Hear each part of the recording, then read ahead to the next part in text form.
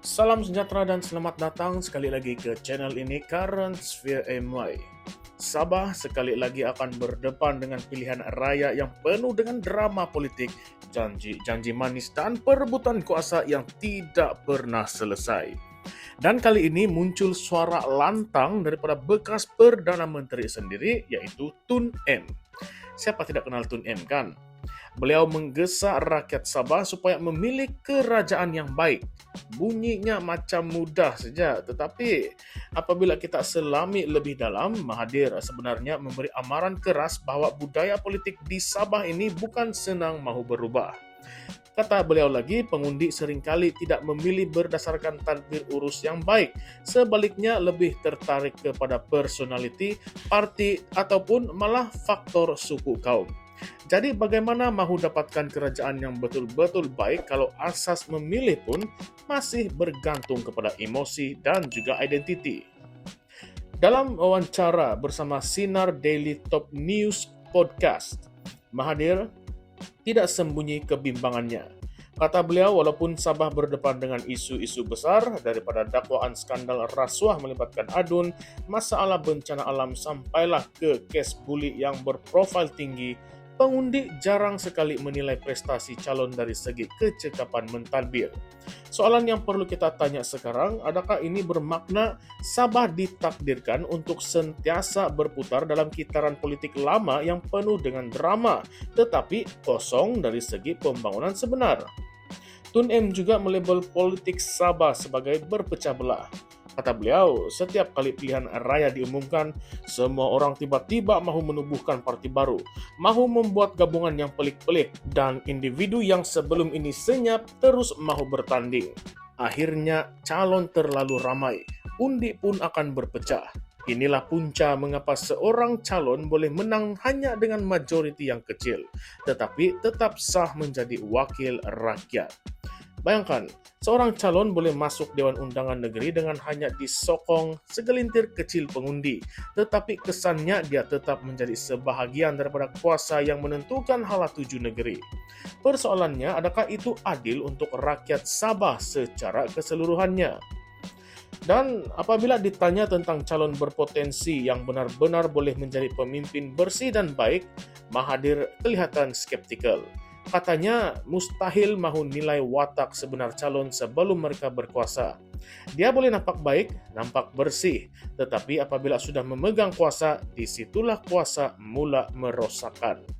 Ada betulnya kata Tun M ini, sebab sejarah politik Malaysia termasuklah Sabah memang penuh dengan contoh pemimpin yang naik dengan slogan perjuangan rakyat, tetapi akhirnya tersangkut dalam isu rasuah, penyalahgunaan kuasa ataupun sekadar bermain politik untuk kekalkan jawatan.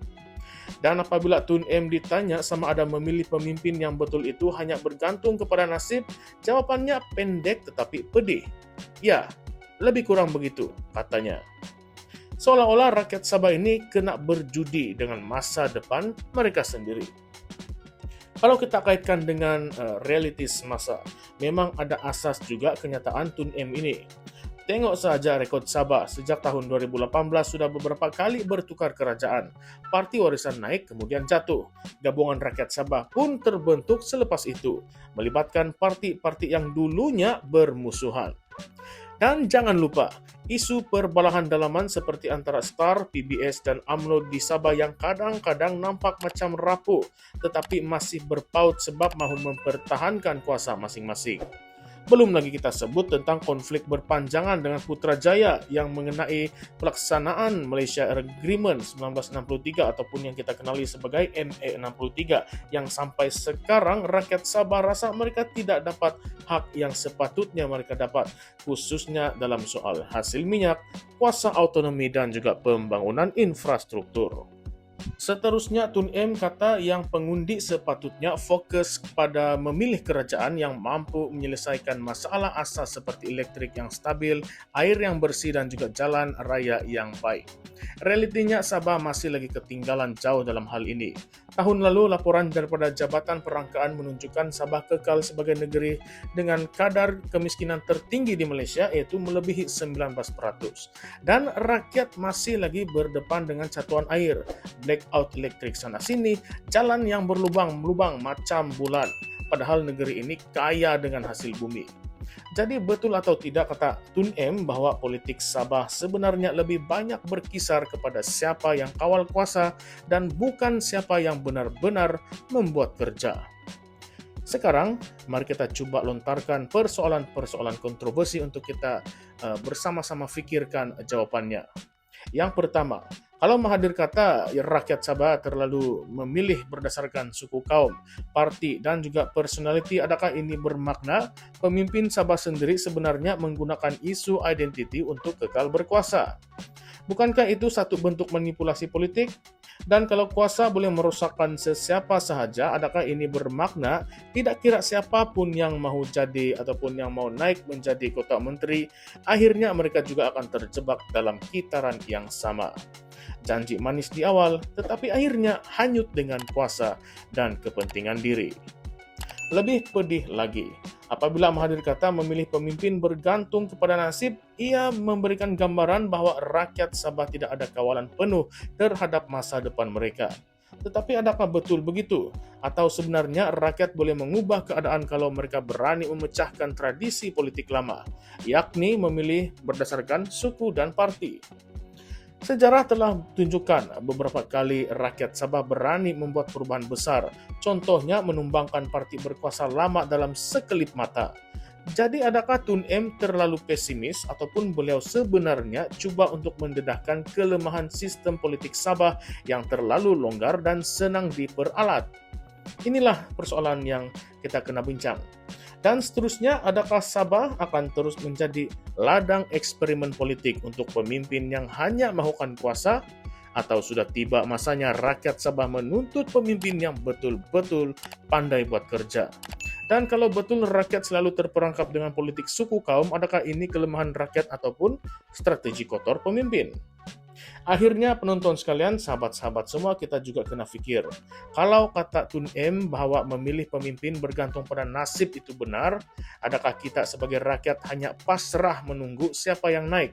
Ataupun kita patut lebih kritikal dalam menilai calon sebelum kita berikan undi kita? Adakah Sabah mampu keluar dari kitaran ini ataupun terus tenggelam dengan janji-janji kosong? Itu jawaban yang hanya kita sebagai rakyat Sabah sendiri tentukan. Jadi seterusnya, apakah pendapat Anda? Adakah benar kuasa politik Sabah terlalu rapuh dan hanya ditentukan oleh suku, kaum, serta personality pemimpin? Atau sebenarnya rakyat Sabah masih ada peluang untuk memilih kerajaan yang benar-benar baik kalau mereka bersatu dan berani keluar dari politik lama? Coba tinggalkan komen Anda, pandangan Anda di ruangan komen di bawah sebab isu ini memang panas dan penuh dengan kontroversi. Dan sebelum kita akhiri ulasan kita pada hari ini, saya ingin tanya sekali lagi.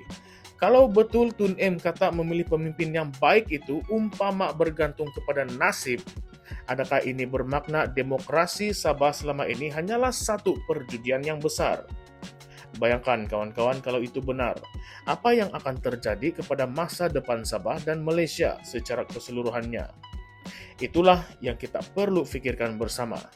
Baiklah, jangan juga lupa kawan-kawan untuk tekan like, share, dan subscribe ke channel ini Currents VMY sebab kita akan terus bongkar isu-isu panas seperti ini tanpa tapis. Sampai jumpa lagi dalam video yang seterusnya dan ingat, politik Sabah bukan sekadar drama, tetapi ia menentukan nasib berjuta-juta rakyat.